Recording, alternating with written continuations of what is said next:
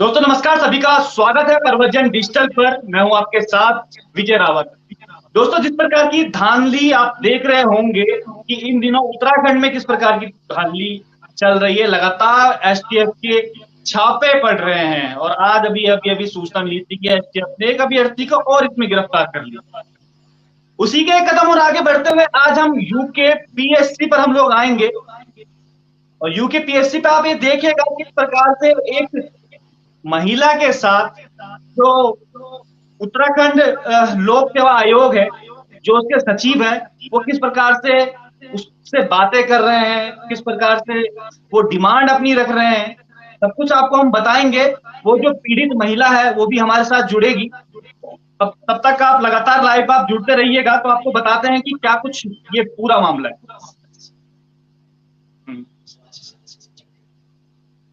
माफ कीजिएगा, जो लोक सेवा आयोग के जो सदस्य हैं जी, इससे पहले मैं आपको एक रिकॉर्डिंग आपको सुना देता हूं। उसके बाद वो जो पीड़ित जो महिला है उसको हम जोड़ेंगे साथ। आप ये रिकॉर्डिंग जरा आप सुनिएगा पहले।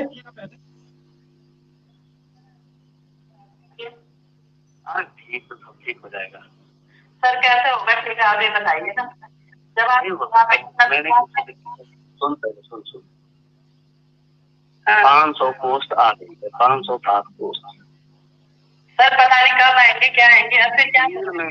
अरे कल परसों आने वाली है भाई, 10 दिन में उसका होने वाला है। सुनो, और हर हाल में तैयारी कर रही है हो जाएगा। इतनी बेस्ट तरीके से मेरी तैयारी है ना सर। मैंने नेट क्वालिफाई किया हुआ 5 साल का। पहले मेरी बात सुन ले, जो बात मैंने उस दिन कही तुझसे कि इसमें नहीं हो पाएगा, तुझे कर दूंगा यहाँ। और दूसरी बात सुन ले, तुम्हारे एलिजिनेशन में वो भी है साइंस साइड में यूपीआर के एजीएफ की पोस्ट वो हमारे हाथ पे है ना। मेरे साइंस साइड नहीं है, ग्रेजुएशन सांख्यिकी की भी है। सांख्यिकी कॉमर्स भी है तेरी? नहीं है। नहीं। तो हर हालत में 10 दिन में विज्ञप्ति जारी होने वाली है और तुझे निकाल दूंगा मैं। सर मुझे लिखित रूप में दो यार, मैं कैसे दिखा दूँ आपको? आप मुझे लिखित रूप में दीजिए कि मैं करूंगा सिलेक्शन। अरे मिल के मैं बता रहा हूँ कर दूंगा, लिखित नहीं होता है इसका। तो कब फिर आप 10-12 दिन में एक विज्ञप्ति जारी होने वाली है लेक्चरर की, और 3 महीने के अंदर उसका सारा होना है। इसी सेशन में देना है हमने। तो परेशान मत हो। अब 10 दिन में भी मैंने तुम्हें, अरे नहीं आएगी तो 15 दिन में आएगी, कोई बात नहीं। हमारे पास पोस्ट आई गई, हमारे पास 500 पोस्ट आ गई है। 10 दिन में नहीं आएगी तो 15 दिन में आएगी, क्या फर्क पड़ता है उसका? आप मेरे को लिखित रूप में दीजिए फिर। लिखित रूप में विज्ञप्ति देते हैं क्या? विज्ञप्ति तो खुद अपनी लिखित होती है। इंटरव्यू में आप सिलेक्शन करेंगे जो पैनल किसी और पे पड़ गया था, किसी और पैनल में मेरा इंटरव्यू पड़ गया था। मैं कर दूंगा जा, कह दिया। ज्यादा परेशान मत कर सर प्लीज। और पोस्ट होते, अरे मैंने कह दिया ज्यादा से कभी मत कर। आप इधर सुनिए ना सर, जिन बच्चों को मैंने पढ़ा रखा पिछले 6 महीनों से, उनका सिलेक्शन हो रखा। जिनको एक ज्यादा बात करेंगे तो ज्यादा बात करें कुछ होगा नहीं, इतनी बात समझ लीजिए।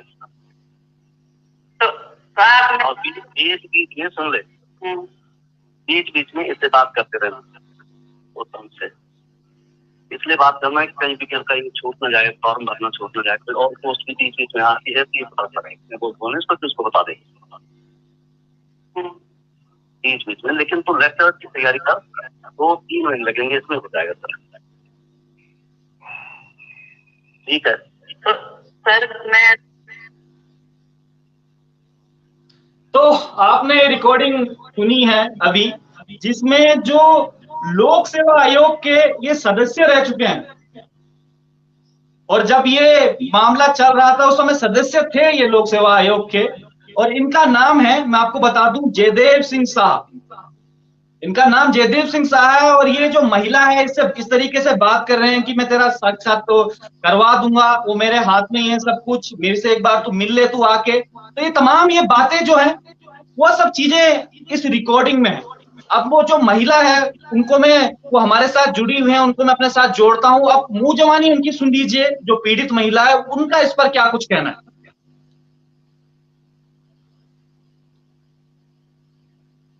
जी, आप अपनी बात रखिएगा मैडम। ठीक है hello. Sir, thank you. Yes sir. Hello. जी जी जी जी, हम जी लोग लाइव अभी जुड़े हुए हैं और लगातार पूरे उत्तराखंड के लोग, पूरे देश से लोग हमें सुन रहे हैं। और जो अभी आपकी जो रिकॉर्डिंग थी, वो रिकॉर्डिंग अभी हमने सबको सुनाई है कि किस प्रकार से क्या कुछ बातें इसमें हो रही है। जी जी तो आप बताइएगा इसमें कि क्या कुछ आपकी आप बीती है पूरी की पूरी। जी जी। तो सर सबसे पहले तो आपका मैं बहुत बहुत धन्यवाद करना चाहूंगी सर कि आपने मुझे ये प्लेटफॉर्म दिया है अपनी बात रखने के लिए। एंड जी huge respect to Bobby Panwar sir जिनकी वजह से आज ये यूकेपीएससी में भी जो कुछ हुआ है, उसका ये जितना भी प्रकरण उजागर हुआ है हमारे सामने, कम से कम यहाँ के जितने भी इंटेलेक्चुअल हैं हमारे उत्तराखंड के, नीति नियंता हैं, कम से कम उनके आंखों पे पर्दा पड़ा हटा तो सही, कम से कम। तो सर मैं चाहती हूँ सर मैं भी कि बीपीटीओ के जैसे हमारे जो 2018-19 की प्रवक्ता भर्ती हुई थी, इसमें भी इसी तरीके से जो एसटीएफ काम कर रही है वो इसी तरीके से हमारे प्रकरण की भी जांच करे। क्योंकि सर पिछले 3 सालों से सिर्फ इस मामले पे मिट्टी डाली जा रही है।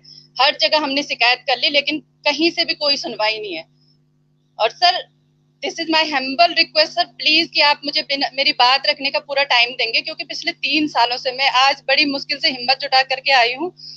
बिल्कुल बिल्कुल, आप पूरी बात अपनी रखिएगा, पूरी बात जो शुरू से लेकर लास्ट तक क्या कुछ घटनाएं हुई, क्योंकि एक रिकॉर्डिंग हम सुना चुके हैं कि यस क्या सर। कुछ आपके साथ ये हुआ है, किस प्रकार से डिमांड आपसे की जा रही है, कैसा कहा जा रहा है कि आपका साक्षात्कार में मैं करवा दूंगा। शुरू से लेकर लास्ट तक पूरी आप सिचुएशन बताइएगा, क्या कुछ आपके साथ ये हुआ है, क्योंकि ये कोई छोटा मोटा मामला नहीं है। ये उत्तराखंड से जुड़ा हुआ, देश से जुड़ा हुआ ये पूरा मामला है। और इस प्रकार अगर भर्तियों में धांधली होगी, इस प्रकार से अगर अपनी डिमांड रखी जाएगी, तो आप खुद ही सोच सकते हैं कि देश का भविष्य कहाँ जाएगा, जो बच्चे मेहनत कर रहे हैं उनका भविष्य कहाँ जाएगा। तो ऐसे जो सदस्य बैठे हुए हैं, जो पूर्व में जज भी रहे हैं, इनका खुलासा होना बहुत जरूरी है। आप बताइएगा। जी। Yes sir. तो सर मैं भी विक्टिम हूँ इस उत्तराखंड के लोक सेवा आयोग के भ्रष्टाचार की सर, और मैं वही बातें आपके सामने रखूंगी जिनके प्रॉपर एविडेंसेस मेरे पास हैं। आयोग की मर्यादा को उल्लंघन का मेरा कोई इंटेंशन नहीं है, बिल्कुल भी नहीं है। पर यदि इसी आयोग का एक यौन विकृत मेंबर, एक भ्रष्टाचारी, इतना बड़ा कॉन्स्पिरेटर वहां पर भगवान बन करके बैठा हुआ था, महिलाओं की मर्यादा भंग करने की कोशिश कर रहा था, तो मैं आयोग की क्रेडिबिलिटी पर, उसकी पारदर्शिता पर और उसकी निष्पक्षता पर प्रश्न चिन्ह लगाऊंगी ना सर। ये इलीगली कॉल कर करके अपने केबिन पे फीमेल कैंडिडेट्स को बुला रहा था सर। इंटरव्यू की आड़ में पैसों की डिमांड की जा रही थी। फीमेल कैंडिडेट को इंटरव्यू के बाद अपने केबिन पे बुलाया जा रहा था। फीमेल कैंडिडेट को मॉलिस्ट कर रहा था ये, और सेक्सुअल फेवर की डिमांड कर रहा था। अच्छा। यौन विकृत, जैसे सर आपने इसका पूर्व में दे ही दिया है इसका परिचय कि ये यूकेपीएससी का पूर्व मेंबर है, और पूर्व इसलिए है क्योंकि मेरी शिकायत के बाद ही इसने रेजिग्नेशन दिया है। ये जिला जज रह चुका है, पूर्व न्यायिक सचिव है, और न जाने उत्तराखंड के कितने प्रेस्टिजियस पोस्ट पर रह चुका है। ये खुलेआम पैसे की डिमांड, मैं प्रत्यक्ष साक्षी हूँ इस चीज की। और ये मेरे साथ जो भी दुर्व्यवहार हुआ है, अश्लीलता हुई है, आयोग पर मेरा अंधविश्वास था ये, क्योंकि मैं इमेजिन ही नहीं कर पाई कि एक मेंबर इस तरीके का भ्रष्ट आदमी होगा, इस तरीके का यौन विकृत होगा। सर आपके माध्यम से इन पदाधिकारियों से मुझे यही कहना है कि आपको तो योग्यता चयन के लिए रखा था ना वहां पे, तो आप क्यों फीमेल कैंडिडेट्स को फोन कर रहे थे ड्यूरिंग इंटरव्यू? प्रवक्ता भर्ती के इस इंटरव्यू के दौरान सर जो भी ये जितने भी ट्रॉमेटिक एक्सपीरियंसेस मुझे हुए हैं, इनका जिम्मेदार कौन है? पिछले 3 सालों से मैं क्यों ये मेंटल ट्रॉमा झेल रही हूँ? किसने इनको इतना हक दिया था कि ये मुझे इस तरीके से ट्रॉमलाइज करके मेरा भविष्य बर्बाद करें ये? और ये नियमावलियां कैसी हैं जो इनको भगवान बना करके, इन हैवानों को भगवान बना करके बिठा रही है, उत्तराखंड के नए भविष्य के साथ में खिलवाड़ कर रहे हैं? आग क्यों नहीं लगा लेते इन नियमावलियों को? कितने पैसों की डिमांड करी थी आपसे? सर वहीं पर आ रही हूँ मैं कि यहाँ जितने भी यहाँ की हैं ये नीति नियंता, ये आयोगों की ये अनियमितता और गड़बड़ियां क्यों नहीं देख रहे हैं? इंटरव्यू के नाम पर क्या भद्दा मजाक वहां पर चल रहा था, कोई सुध लेने वाला नहीं है। मैं टॉप कॉम्पिटिटर में से एक थी, मे बी 4th और 5th पोजीशन है मेरी ऑल उत्तराखंड फीमेल में, मेरे सब्जेक्ट में। और दो जगह मेरे इंटरव्यू थे, लेकिन मैं इसलिए नहीं रिजेक्ट किया गया मुझे कि मैं मतलब योग्य नहीं थी, इसलिए हुई मैं रिजेक्ट, क्योंकि मैं इसकी यौन विकृति की शिकार हुई थी। इस आदमी ने, अगर मैं 100% बोल रही हूँ कि अगर मेरिट बेस पे सिलेक्शन होता तो मेरा सिलेक्शन श्योर था ना सर, क्योंकि रिटर्न में मेरे बहुत अच्छे मार्क्स थे। बिल्कुल। इस आदमी ने, इसने जानबूझ करके मेरे दोनों इंटरव्यू, क्योंकि मैं हायर मार्क्स थे मेरे, तो मेरे 2 जगह इंटरव्यू थे, फीमेल कैडर में भी था और जनरल कैडर में भी था, तो इसने दोनों इंटरव्यू मेरे अपने ही पैनल पे रखे इसने। और इंटरव्यू जब मेरा फाइनल इंटरव्यू हो चुका था, मतलब जनरल कैडर का, तो ये मुझे मतलब फोन कर रहा है कि मैम आपके डॉक्यूमेंट में कमी है, अपनी फाइल लेकर के तुरंत, मतलब अपने असिस्टेंट के थ्रू इसने फोन किया था मुझे कि मेरे केबिन पे आकर के मिलो मुझे अपनी फाइल लेकर के। तो मैंने इनको बोला सर मेरा वेरिफिकेशन हो चुका है, आप चेक कर लो एक बार। तो ये इसका असिस्टेंट बोलता है कि मैं नहीं जानता, आपको सर बुला रहे हैं, फिर रिजल्ट रुकेगा तो मुझे मत बोलना कि। और सर मैं तो इंटरव्यू के बाद में घर के लिए निकल गई थी, तो आयोग से मैं काफी आगे निकल गई थी, तो मैंने इनको बोला, मैंने कहा सर मैं तो, मुझे टाइम लगेगा आने में क्योंकि मैं घर के लिए निकल गई। तो ये बोलते हैं कि आयोग में अब वापस मत आओ, हम आपको 1 आध दिन में कॉल करते हैं, अभी औरों के भी डॉक्यूमेंट वगैरह चेक हो रहे हैं, फिर आप अपने डॉक्यूमेंट प्रॉपर रखिए, हम आपको 1 आध दिन में कॉल कर रहे हैं। तो फिर सर 2 दिन के बाद फिर मुझे कॉल आ रही है 8:15 बजे की सुबह कि तुरंत रिस्पना पुल पे मुझे 10 मिनट के अंदर अंदर मिलो अपनी फाइल लेकर के, तुम्हें आयोग में आने की जरूरत नहीं है, मुझे ही दे दो अपना सेट। अच्छा, वहां पर सर आपको बुलाया गया? बिल्कुल बिल्कुल सर। अभी मैं आपको बताऊंगी कि इंटरव्यू के दौरान कितनी क्या क्या बातें हुई है मेरे साथ में, और मेरी पूरी लोकेशन इंटरव्यू के दौरान ही पता कर ली गई थी। इसको पता था कि मुझे सिर्फ 10 मिनट लगेंगे मतलब रिस्पना पुल पहुंचने में। तो वहां पर बुलाकर एक पर्टिकुलर जगह पे नियर अराउंड रिस्पना पुल, ये बहुत ही बेशर्मी से ये पैसों की डिमांड करता है मेरे से, सीधे बोल रहा है कि डॉक्यूमेंट। तो जब मैंने इंटरव्यू में तुझे 70 बार हिंट दे दी थी तो तूने मेरे से कौन। सर मैंने, क्योंकि मेरी कोई इंटेंशन ऐसे थी नहीं, मुझे तो, क्योंकि इन्होंने पहले ही बोला था कि आपके डॉक्यूमेंट में कमी है, तो मुझे तो कुछ नहीं था ऐसे ना। तो जैसे ये पैसे बोलता है तो मैंने कहा सर मेरे पास पैसे नहीं है। तो ये बोलता है अच्छा कॉल हम कर रहे हैं, तुझे कॉल करने का मतलब पता नहीं है, ज्यादा ओवर स्मार्ट मत बन, तेरी औकात पैसे देने की नहीं है, तो चल फिजिकल फीवर करके मेरे साथ में। इतना सर, इतना मतलब। और टाइम, मतलब बकायदा टाइम ड्यूरेशन दी गई कि 28 जून तक का टाइम है तेरे पास, जिस दिन हाँ बोलेगी रिजल्ट तेरे हाथ पे होगा। और सीधे बोल रहा है मिलकर के मुझे कि मुझे तो लगा कि तेरा चयन मतलब फीमेल कैडर में हो रखा होगा, इसीलिए तो मैंने तेरा इंटरव्यू ढंग से नहीं लिया, पर मैं नहीं चाहता कि, क्योंकि तुम बहुत ही अच्छी कैंडिडेट हो, मैं नहीं चाहता कि तेरा रिजेक्शन हो, इसलिए मैं तेरी मदद करना चाह रहा हूँ। और इस तरीके की मदद से कितनी हद मचा रखी थी इन लोगों ने वहां पे इंटरव्यू के दौरान। और उस टाइम पे सर मैं टोटली मेंटली पैरालाइज थी कि मेरी समझ में नहीं आ रहा था कि एक 65 साल का मेंबर इतना यौन विकृत भ्रष्ट कॉन्स्पिरेटर सर।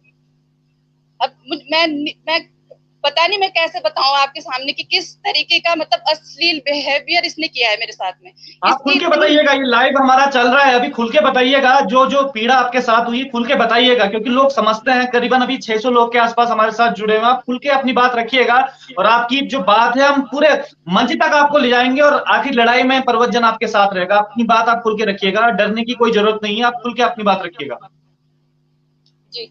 तो सर जो मेरा पहला इंटरव्यू था वो मेरा 20 मई को हुआ था 2019 को, और दूसरा इंटरव्यू ठीक 1 महीने के बाद 20 जून 2019 को।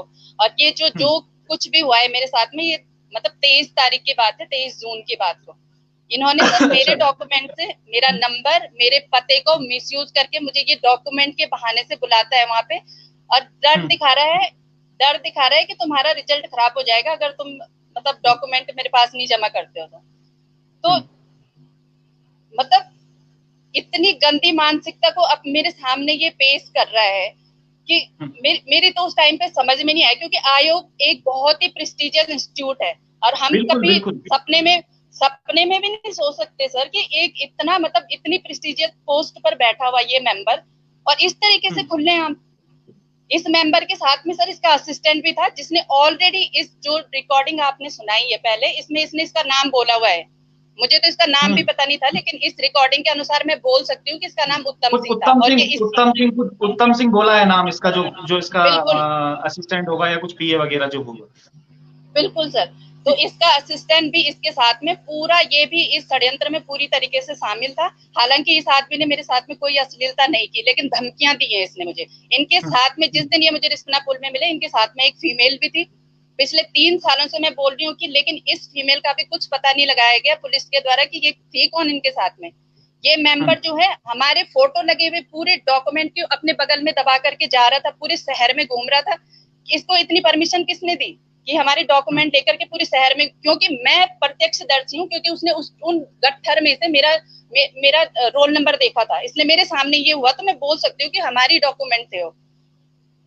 और सर आपके माध्यम से मुझे यही बताना है उत्तराखंड की जनता को कि वो यूकेपीएससी जो उत्तराखंड के लिए पूरे एडमिनिस्ट्रेटर तैयार कर रहा है, जुडिशियरी से लेकर तमाम क्षेत्रों में भविष्य तैयार कर रहा है उत्तराखंड का, वो यूकेपीएससी प्रवक्ता भर्ती के इंटरव्यू में किस तरीके के क्वेश्चन पूछता है मुझे कि आपका नाम क्या है। वाकई में शर्मनाक विषय है जो उत्तराखंड में जो इतनी तादाद में जो भर्तियां निकालते हैं और यहाँ के जो बच्चों के भविष्य तय जो करते हैं उस पर किस प्रकार से लोग बैठे हुए हैं। आप ये देखेगा, जिनसे मैं बात कर रहे हैं उनका नाम अभी हम नहीं दे सकते हैं, जिनसे हम बात कर रहे हैं जो पीड़ित अभ्यर्थी जो बता रही हैं अपने आप को, ये टॉप वुमेन में है, टॉप वुमेन 4-5 रैंक है इनकी। उनके साथ ये हो रहा है कि पैसों की डिमांड की जा रही है या सेक्सुअल उनको हरासमेंट करने की इनको कोशिश की जा रही है। तो ये उत्तराखंड के अंदर हो रहा है। वाकई में ये बहुत बड़ा चौंकाने वाला विषय है और सरकार को संज्ञान जरूर लेना चाहिए। अच्छा, एक चीज और मैं आपसे जानना चाह रहा था इसमें कि अभी तक ये, क्योंकि मामला में देख रहा था कि इसको काफी टाइम हो गया, तो अभी तक आप मीडिया के सामने खुल के क्यों नहीं आए इस पूरे विषय में? सर एक तो इन्होंने पहले दिन से ही मुझे थ्रेटनिंग करना शुरू कर दिया था, क्योंकि जब पुलिस के कहने के बाद मैंने इनकी कॉल रिकॉर्ड की थी तो इसने सीधे, वो मेरे पास प्रूफ भी है जिसमें ये मुझे बोल रहा है कि अगर इस मामले में तूने मुंह खोला तो तेरे को रिस्ट्रिक्ट करवा दूंगा, तू आगे से आयोग के पेपर देना भूल जाएगी। तो बहुत मेरे फैमिली वाले पूरी तरीके से डरे हुए थे कि पता नहीं इस तरीके की मानसिकता वाले, जो कि मतलब जुडिशियरी से रिलेटेड होने के बावजूद इस तरीके का खुला हम इस तरीके की धांधली कर रहे हैं, तो किस तरीके से मुझे मतलब थ्रेटन कर सकते हैं, मुझे नुकसान पहुंचा सकते हैं। तो मेरी फैमिली ने मुझे बिल्कुल मना किया था कि तुम मतलब ये मामला ऑलरेडी हाई कोर्ट में भी है अभी, और मेरी फैमिली ने सिर्फ मुझे परमिशन दी थी कि तुम एज अ रिट पिटिशनर तुम हाई कोर्ट में जा लो, लेकिन क्योंकि बहुत सारी चीजें होती है सर एज अ फीमेल, भले ही हम 21वीं सदी में है लेकिन बहुत सारी रिस्ट्रिक्शन अभी भी हैं हम लोगों के ऊपर। तो और सर आप लोगों को मतलब इतना यकीन नहीं आएगा कि इंटरव्यू के दौरान मेरे से पूछा जा रहा है कि अच्छा आपकी शादी हो गई है, आपके बच्चे हो गए हैं, अच्छा बच्चों की तरफ से फ्री हो गई हो, मतलब प्रॉपर मेरा जितनी डिटेल थी ड्यूरिंग इंटरव्यू इस लोक सेवा आयोग के अंदर पूछा जा रहा है कि उस फ्लाईओवर के तुम दाईं तरफ रहती हो या बाईं तरफ, एक पर्टिकुलर कॉलोनी का नाम लेकर के बोलता है कि वो कॉलोनी तुमसे कितनी दूर है, और अच्छा।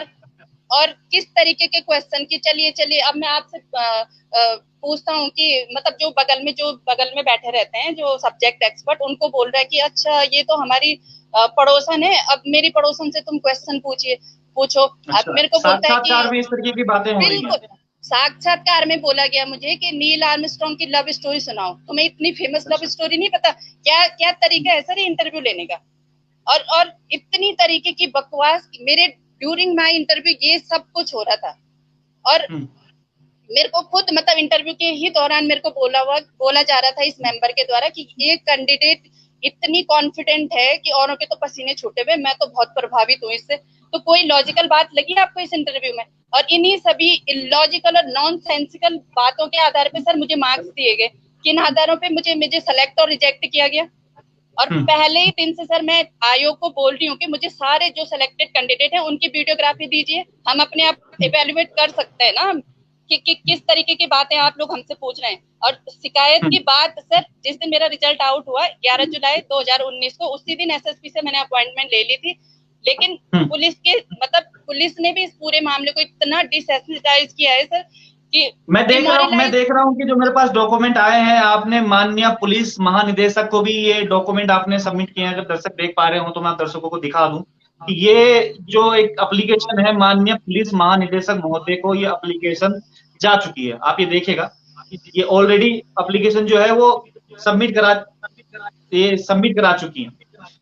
उसके बाद भी पुलिस का किस प्रकार से रवैया, आपने महानिदेशक को दे दिया, वरिष्ठ पुलिस अधीक्षक को आपने दे दिया ये एप्लीकेशन, जो मैं देख पा रहा हूँ अभी एसएसपी को आपने ये एप्लीकेशन दी है। उसके बाद क्या रहा रिजल्ट? क्या ये पुलिस ने सही से कार्रवाई नहीं कर पाई अपनी, या वो डर गए कि जज साहब हैं पुराने कुछ कर देंगे इस तरीके से? क्या रहा पूरा? बिल्कुल बिल्कुल सर, मुझे ये मतलब एक फीमेल ऑफिसर तो यहाँ तक बोलती है कि तेरी वजह से मैं एक रिटायर्ड जज को मतलब क्वेश्चन के लिए बुला रही हूँ कि मतलब इतना मेरा भी कैरेक्टर असैसिनेट किया इन पुलिस ऑफिसर ने। फीमेल पुलिस ऑफिसर होने के बाद सर कोई फीमेल कैसे आएगी इनके साथ की अपनी मतलब व्यथा सुनाने के लिए, जब इनका बिहेवियर इस टाइप का है। और मतलब खुद फीमेल ऑफिसर एक जो बहुत ही प्रेस्टिजियस पोस्ट पर है मेरे को बोल रही है कि इस मामले में पढ़ने की जरूरत नहीं है, तेरे को तो खड़े खड़े छील के रख देंगे। तो अपनी शिकायत सुनाना कोई गलत बात है? जो मेरे साथ जो कुछ भी हुआ क्यों छील के रख देंगे? इतनी क्या जंगल राज चल रहा है उत्तराखंड में? और मेरी शिकायतों के यस सर, तो मेरी शिकायतों के बाद इसको जबरदस्ती रेजिग्नेशन दिलवाया गया आयोग से। तो क्या रेजिग्नेशन दे करके हमको न्याय मिल गया क्या सर? बताइए, हमारी पूरी स्टडी वगैरह पूरी रिटेन कैसे होगी? सबसे बड़ा सवाल भी यही उठता है कि अगर इतने पाक साफ थे जज साहब, तो क्यों रेजिग्नेशन जो आयोग द्वारा उनका रेजिग्नेशन दिलाया गया? सबसे बड़ा सवाल भी यही उठता है। ये पूरी सर ये पूरी नियमावली ही गलत थी, क्योंकि इसमें 100% सिलेक्शन सिर्फ इंटरव्यू के आधार पे था। तो ये भ्रष्टाचार की पराकाष्ठा नहीं दिखा रही थी? ग्रुप सी के लिए आप 3 एग्जाम की बात कर रहे हैं और लेक्चरर के लिए सिर्फ इंटरव्यू के आधार पे। जब मेरे 2 इंटरव्यू थे, कॉन्स्पिरेसी के तहत इसने मेरे दोनों इंटरव्यू अपने पास रखे और मेरा फीमेल कैडर में इसने रिजेक्शन किया था, और फिर मेरे जनरल कैडर में सीधे बोलता है कि मैं नहीं लेता तुम्हारा वो इंटरव्यू लेने के लिए सीधे मना कर देता है। लेकिन जब मैंने बार बार रिक्वेस्ट की तब तो मेरा इंटरव्यू लिया गया, और इंटरव्यू में किस तरीके के क्वेश्चन पूछे गए वो मैं आपको बता चुकी हूँ। तो सर इस घटिया नियमावली की वजह से और इन अविवेकशील मेंबर थे जो इनके स्वार्थ की वजह से जितने टॉपर थे इस एग्जाम के सब बाहर हुए हैं। एवरेज मार्क्स वाला जो कि अपने कोर सब्जेक्ट में भी अच्छा नहीं कर पाया उसको इन्होंने टॉपर बनाया। एक पैनल जो है फेलियर को टॉपर बना रहा है, दूसरा पैनल टॉपर को फेल कर रहा है। तो ये कहाँ है सर आपकी क्रेडिबिलिटी?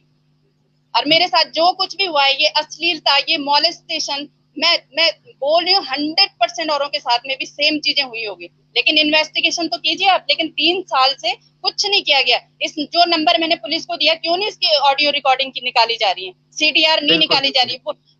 पुलिस बोल रही है मुझे कि इस पता नहीं क्या कर रहा होगा नंबर पे कि इसकी CDR ही नहीं निकल रही। तो मैंने कहा मैम मेरी निकालो आप, मेरा नंबर तो आपके पास है ना, पूरी CDR निकालो कि किस तरीके से मुझे ड्यूरिंग इंटरव्यू 3-3 4-4 बार कॉल कर रहे थे, क्यों ये फीमेल कैंडिडेट के कांटेक्ट में थे इंटरव्यू के दौरान।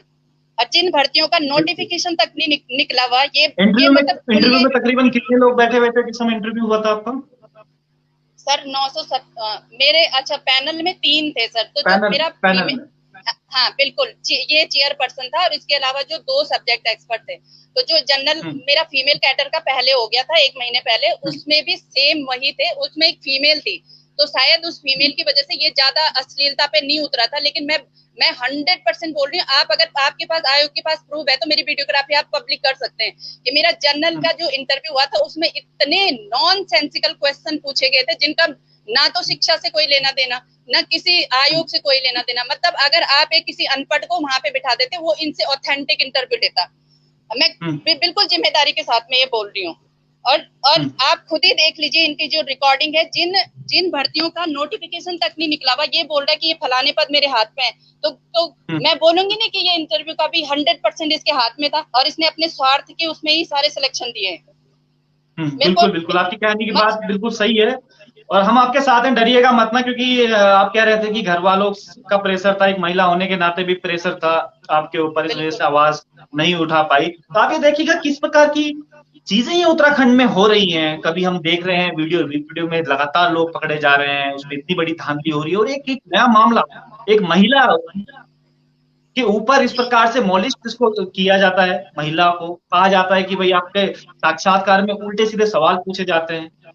बिल्कुल सर, आयोग की डिमांड होती है और एक महिला खुल के सामने आ रही है और ये चीज बता रही है, तो वाकई में कुछ ना कुछ बात इसमें है और सरकार को इस पे बिल्कुल ध्यान देना होगा, जो पुलिस अपनी कार्रवाई नहीं कर रही है। और जज साहब से भी सवाल है, हम आपके पास भी आएंगे, आपको फोन भी करेंगे और आपसे आपका भी वर्जन हम लोग लेंगे कि ये पूरे घटनाक्रम के पीछे आखिर जो ये पीड़ित महिला अभ्यर्थी है, जो आप पर इल्जाम ये लगा रही है, इसके पीछे कितनी सच्चाई है। जो आपका रेजिग्नेशन जो आयोग के द्वारा किया गया, और रेजिग्नेशन क्यों किया गया, लगातार आप इस जो पीड़ित महिला है अभ्यर्थी, इसको लगातार आप फोन क्यों कर रहे थे, और जो ये रिकॉर्डिंग अभी आपको सुनाई है अभी, इसके ऊपर कितनी सच्चाई है, वो सारी की सारी बातें हम जरूर पूछेंगे और आयोग से भी हम ये इस चीज का स्पष्टीकरण लेंगे। जी जी आप। तो यस सर, तो इस जो ये 2018-19 की प्रवक्ता भर्ती थी, इसमें एक फीमेल कैडर के नाम का मिसयूज करके उनको उनको उसके पते का मिसयूज करके रिजल्ट के बहाने से मॉलेस्ट किया गया। क्यों सर? मैं पूछना चाहती हूँ आयोग से कि हमारे फोटो लगे हुए डॉक्यूमेंट लेकर के अपने बगल में दबाकर पूरे शहर में घूम रहा था, तब कहाँ गया था आयोग का प्रोटोकॉल? आयोग की क्रेडिबिलिटी तब कोई मान्य नहीं रखती क्या? और सर जितनी भी रिकॉर्डिंग मैंने पुलिस के कहने के बाद की है, यानी 11 जुलाई जिस दिन मेरा रिजल्ट हुआ था उसी दिन मैं एसएसपी से मिली थी और पुलिस ने ही मुझे बोला था, क्योंकि ये नंबर जो मैंने इनको दिया था ये इनके असिस्टेंट का नंबर था, तो उन्होंने बोला कि ये इस असिस्टेंट के नंबर से ये मेंबर तुमसे कनेक्टेड है, इस बात को साबित करने के लिए ही मैंने इनकी रिकॉर्डिंग की थी। लेकिन वो भगवान का आशीर्वाद था सर मेरे साथ में कि मेरी रिकॉर्डिंग में इन्होंने सब कुछ उगला हुआ है अपना काला चिट्ठा, कि किस तरीके से इन्होंने मुझे बुलाया है डॉक्यूमेंट के बहाने से। और क्यों बुलाया? सीधी सी बात है ना सर, वो तो बोलेगा नहीं ना, मैं बोलूंगी आपको कि मेरे से पैसों की डिमांड की गई और फिर बोलता है कि तेरी औकात नहीं है पैसे देने की, मेरे साथ में फिजिकल फेवर कर। एक हफ्ते का मुझे पूरा मतलब टाइम ड्यूरेशन दिया गया, क्योंकि 20 से और 28 तक मेरे सब्जेक्ट के इंटरव्यू चल रहे थे, तो बोलता है कि 28 को हमने वाइंड अप करना है, और फिर 28 को भी कॉल करता है कि अगर, क्योंकि सर जब ये सब कुछ 23 तारीख को मेरे साथ में हो गया था तो मैं बहुत डिप्रेस्ड हो गई थी और मैं अपने गांव चली गई थी। तो क्योंकि मैंने सोचा कि मैंने कहा ताकि थोड़ा सा मैं मेंटली रिलीफ हो पाऊं और इस बीच में मेरा रिजल्ट आउट हो जाए, तो ये जब मैं अपने गांव में थी उस दिन 28 तारीख को मुझे फिर कॉल आती है कि मुझे तुरंत मिल, रिजल्ट मैं तेरे हाथ पे पकड़ाता हूँ वरना तो भूल जा। और उसके बाद सर इतनी बड़ी बड़ी बातें कही गई आपके इनसे कि आप मेरे को फिजिकली आप फेवर मेरा कीजिए, आपके पास पैसे नहीं है, आपकी औकात नहीं है पैसे देने की, तो फिजिकल फेवर कीजिए, ये बातें कही गई बिल्कुल सर। वाकई में मतलब। अगर सर सिर्फ पैसे की बात भी होगी ना, लेकिन इस तरीके का ये यौन विकृत उस प्रेस्टिजियस पोस्ट पे बैठा हुआ था, तो ये यौन विकृत करेंगे क्या हमारे भविष्य का फैसला? आप ये बताइए मुझे। मैंने जो नंबर ये पुलिस को दिया था ये उसी दिन से नंबर बंद क्यों है? और मेरी जो लिखित शिकायत थी उसके बाद ये मेंबर रिजाइन करके घर क्यों बैठ जाता है? सीधी सी बात है सर कि इसने कमिट किया है कि अपनी इन सारी इलीगल एक्टिविटीज को, तब जाकर के घर जाकर के बैठा हुआ है। मैं किसी पे भी एलिगेशन लगाऊंगी और वो इतनी प्रेस्टिजियस पोस्ट पर बैठ करके रेजिग्नेशन देकर के घर बैठेगा, क्यों नहीं उसने मेरे से दोबारा बोला कि तुम किस आधार पे मेरे पे इतने बड़े बड़े एलिगेशन लगा रही है? तो बिल्कुल उत्तराखंड गवर्नमेंट को बिल्कुल सोचना पड़ेगा सर, पिछले 3 सालों से आप इस मामले पे मिट्टी डाल रहे हैं, तो एक भी ऐसा डिपार्टमेंट नहीं है जहां मैंने अपनी लिखित शिकायत खुद अपने हाथ से लिख लिख करके, मैंने इतनी जगह अपनी शिकायत लिखी है, महिला आयोग से लेकर के पीएमओ से लेकर के जितने पुलिस के जितने ऑफिसर्स हैं सबके पास। और गवर्नमेंट को क्यों नहीं सोचती, गवर्नमेंट की जिन ब्रेन पावर की उत्तराखंड को जरूरत है वो हाई कोर्ट के चक्कर लगा रहा है। सारी परीक्षाएं उत्तराखंड की बिना हाई कोर्ट के अपने अंजाम तक नहीं पहुंच रही है। यूथ इतना फ्रस्ट्रेट होकर के अपनी पढ़ाई कर रहा है, आप लोगों को क्यों नहीं दिखता ये सब है? और इन लोगों की जांच नहीं होनी चाहिए थी कि जो यूकेपीएससी की साख पर इतना बड़ा बट्टा लगा रहे हैं? अंत में बिल्कुल बिल्कुल सही आपने कहा है, और ये सारी घटनाएं वाकई में हमारे लिए भी बहुत बड़ी चौंकाने वाली है। उस देव भूमि उत्तराखंड में ये घटनाएं हो रही है और ऐसे पदों पर ये घटनाएं हो रही है कि जहां पर ये लोक सेवा आयोग के जो सचिव जो सदस्य हैं, माफ कीजिएगा सचिव निकल जा रहा है मुंह से बार बार, जो लोक सेवा आयोग के जो सदस्य हैं जिनका नाम जयदेव सिंह शाह है, वो एक डिमांड कर रहे हैं कि आप मेरे साथ फिजिकली फेवर कीजिए, आपकी औकात नहीं है पैसे देने की, और ये सब कुछ उस आयोग में हो रहा है। क्यों वाकई में ये बहुत बड़ी चौंकाने वाली बात है, पैसे पूरे शर्मसार करने वाली बात है पूरे उत्तराखंड की। जी नहीं, इसलिए थोड़ी ना हमने मेहनत करी हुई कि इनको हम पैसे दें और तब जाकर के हमें जॉब दे। इतना इनका वो था सर, ये अगर गवर्नमेंट पे इसको रेजिग्नेशन दे करके अपनी उससे पल्ला तो नहीं झाड़ सकती ना। अगर मैं योग्य नहीं थी, ठीक है मैं योग्य नहीं हूँ, मैं यूजीसी नेट को पास करके बैठी हुई हूँ लेकिन मैं फिर भी योग्य नहीं हूँ, ठीक है मैं मानती हूँ, तो रिजेक्ट करते ना सीधे सीधे। साइकोलॉजिकली इतना टर्बुलेटेड क्यों किया गया मुझे पिछले 3 सालों से? इतना बड़ा मेंटल ट्रॉमा। अरे तुम्हें जिस चीज के लिए अपॉइंट किया गया है वो काम करो, क्यों आप कांटेक्ट करने किसी फीमेल कैडेट से? और इतने जो मेरा इतना माइक्रो सेकंड जो मेरी पढ़ाई के लिए था सर, ये पुलिस के पास लगी मैं पिछले 3 सालों से। 7 बार मेरे बयान लिखवा गए हैं, हर बार हर ऑफिसर बोलता है, वो फाइल फॉरवर्ड नहीं करते, वो हर बार हर ऑफिसर को जांच देते हैं, हर बार मेरा नया बयान लिखवाते हैं। और एक छोटी सी जानकारी देने के लिए भी इनको मैंने पूरा बता रखा है कि मेरी फैमिली कंडीशन क्या है, लेकिन फिर भी 3 घंटे तक मुझे बिठाया गया छोटी सी जानकारी देने के लिए। और अपने हाथों से लिखे हुए मैंने लेटर एक एक करके राज्यपाल से लेकर के उत्तराखंड के हर डिपार्टमेंट को पहुंचा रखे हैं, सबको पता है सब चीज के बारे में। तो कौन हिसाब देगा सर मेरे आंसुओं का, आप ये बताइए मुझे। अगर मैं योग्य नहीं थी तो रिजेक्ट करते ना सीधे। किसने तुम्हें इतना हक दिया मेरी लाइफ को इतना टर्बुलेट करने के लिए?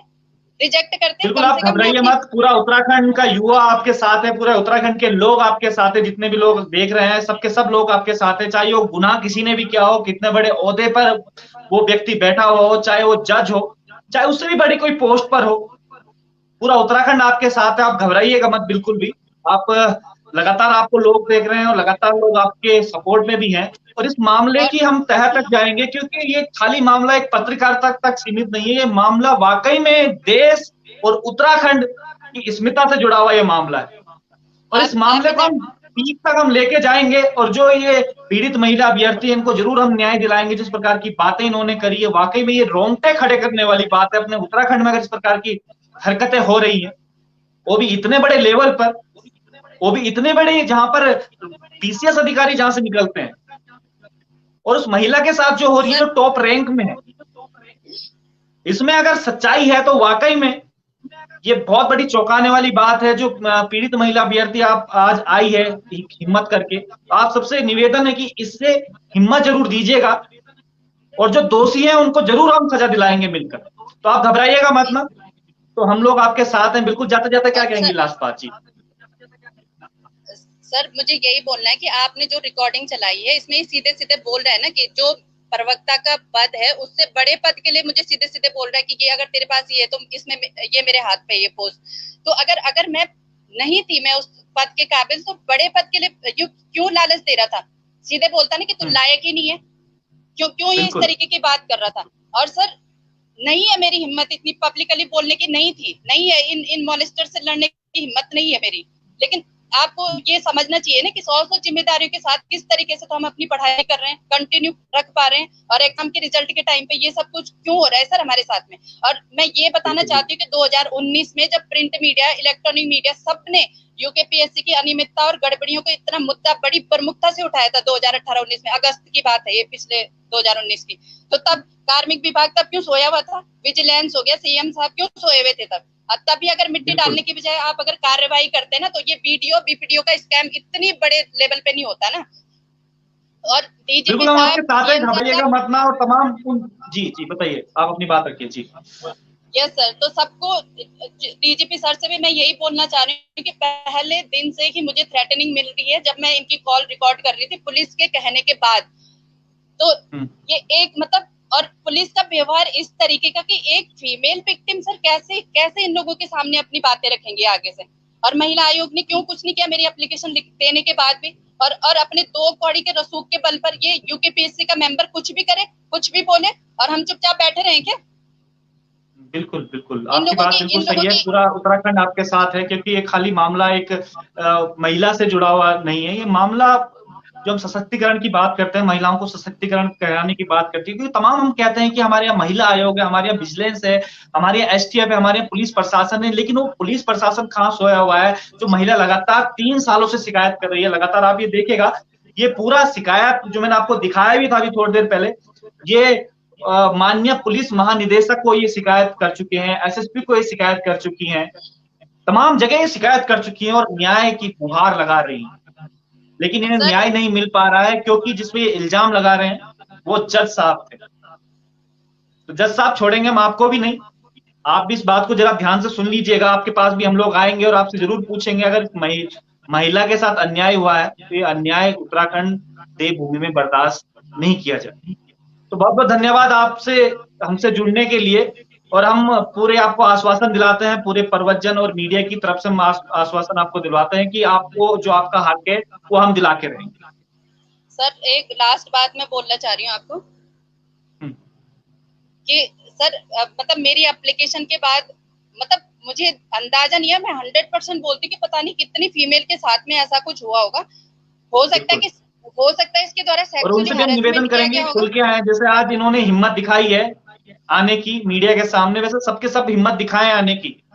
तभी जो हम लोग कहते हैं कि बेटी बचाओ बेटी पढ़ाओ और महिलाओं को सशक्त करो, तभी महिला सशक्त होगी। आप डरिएगा मत ना, पूरा समाज आपके साथ खड़ा है, देवभूमि के लोग आपके साथ खड़े हैं, मीडिया जगत पूरा आपके साथ खड़ा है। सर जो रिकॉर्डिंग मेरे पास है उनके बारे में थोड़ा ब्रीफ में मैं आपको बताना चाह रही हूँ कि क्या क्या उन रिकॉर्डिंग के अंदर है। तो है सर आपके पास टाइम? हाँ जी बताइए बताइए, आप खुल के बात बताइए आप अपनी। जी जी तो सर ये आयोग के मेंबर के साथ साथ इसका जो असिस्टेंट है उसकी 5-6 कॉल मेरे पास रिकॉर्ड है, और पूरे मतलब आप सुन सकते हैं उसमें कि सीधे सीधे बोल रहे हैं कि आप 2-2 बार हमारे पैनल में आई थी, इसलिए हम तो आपकी मदद कर रहे थे इस तरीके से। और सीधे सीधे मतलब एसीएफ हो गया, आने वाली प्रवक्ता हो गई, और ये तो तब तक नोटिफिकेशन नहीं निकला था, तो ये आयोग का इस गोपनीयता किस तरीके से ये भंग कर रहा था। और सर मेरा इंटरव्यू 1-1 घंटे का हुआ, जबकि और जो जितने भी कैंडिडेट से 10 से 15 मिनट का इंटरव्यू लिया गया उनका, और इंटरव्यू के दौरान A to Z मेरी सारी व्यक्तिगत जानकारियां ली गई थी। मुझे लग रहा है कि ये सब भी आयोग के मानकों के विरुद्ध है, तो क्यों इस आदमी को इतनी ज्यादा छूट दे दी गई थी। इतने ज्यादा अश्लील प्रश्न मुझे मतलब इंटरव्यू के दौरान ही पूछे गए थे। 4-4 बार मेरा डॉक्यूमेंट वेरिफिकेशन हो चुका था, फिर भी ये मुझे डॉक्यूमेंट के ही बहाने से कॉल कर रहे थे। ये सब घटनाएं आपको क्या लगता है कि और अभ्यर्थियों के साथ भी हुआ होगा, जो फीमेल अभ्यर्थी हैं उनके साथ भी इस प्रकार की हरकतें भी होंगी? बिल्कुल सर, मुझे लग रहा है कि मैं 100% श्योर हूँ कि जब मेरे प्रकरण में कुछ नहीं हुआ ना, तो क्यों आएंगी वो लड़कियां आगे। 1-2 फीमेल और थी मेरे कांटेक्ट में, जिनको बोला गया था कि उनको भी आयोग से डॉक्यूमेंट वेरिफिकेशन के लिए कॉल आई थी पर्सनली। हालांकि कितना ये वैलिड है कि कोई मेंबर पर्सनली किसी फीमेल को इस तरीके से कॉल करेगा कि आपके डॉक्यूमेंटेशन में कमी है, आप मेरे केबिन पे आइए या मुझे फलानी जगह पे मिलिए। और शिकायत के बाद से ये नंबर क्यों बंद करके रखा हुआ है? इतने पाक साफ हैं तो क्यों नहीं सामने आए ये लोग? इस नंबर की जांच नहीं की गई कि इंटरव्यू के दौरान कितने कैंडिडेट को कॉल की गई थी, इस नंबर से क्यों की गई थी, कुछ नहीं, अभी तक कुछ भी नहीं। हम आपको आश्वासन दिलाते हैं कि आपको न्याय मिलके रहेगा पूरा, और इसकी हम जड़ तक जाएंगे। क्या कुछ पूरा मुद्दा है जो हमारी उत्तराखंड की महिला सशक्तिकरण की जो हम बात करते हैं, वो सशक्तिकरण हम बनाने का पूरा प्रयास करेंगे। और आप सभी जितने भी लोग अभी तक लाइव देख रहे हैं उनसे भी एक गुजारिश है, क्योंकि पीड़ित महिला अभ्यर्थियां जो आज के सामने पे आई हैं, आप सब लोग भी इनके साथ आए, इनकी मदद करें, और ये पूरा मामला क्या था इसमें अच्छे से जांच हो, चाहे वो पुलिस के द्वारा हो, चाहे वो इसमें एसटीएफ के द्वारा हो, चाहे किसी अन्य माध्यम से हो, लेकिन पूरी सच्चाई इसमें आनी चाहिए। तो आपसे निवेदन है कि जो ये इल्जाम जिन पे लग रहे हैं वो पूरा तह तक इसकी जाए, और आप सब लोग साथ में आए, क्योंकि अगर आज एक महिला खुल के सामने आई है, अपनी बात रख रही है, तो हो सकता है कि जो दबी कुचली और महिलाएं हैं, जो जिनको ये आस है कि आज इनको न्याय मिला है, तो कल के दिन उनको भी न्याय मिल सकता है। तो आप लोग जरूर इस पोस्ट को शेयर जरूर कीजिएगा, ताकि ये बात उत्तराखंड शासन तक पहुंच पाए, जो देश में बैठे हुए बड़े बड़े मिनिस्टर हैं उन तक ये बात पहुंच पाए कि ये सब कुछ चल क्या रहा है उत्तराखंड देवभूमि के अंदर। तो हो सकता है जो पीड़ित महिला अभ्यर्थी है उसको न्याय मिल पाए। तो बहुत बहुत धन्यवाद हमसे बात करने के लिए। तो आगे भी हम अपडेट आपको करते रहेंगे क्या कुछ कितना है। बहुत बहुत धन्यवाद आपका हमसे बात करने के लिए।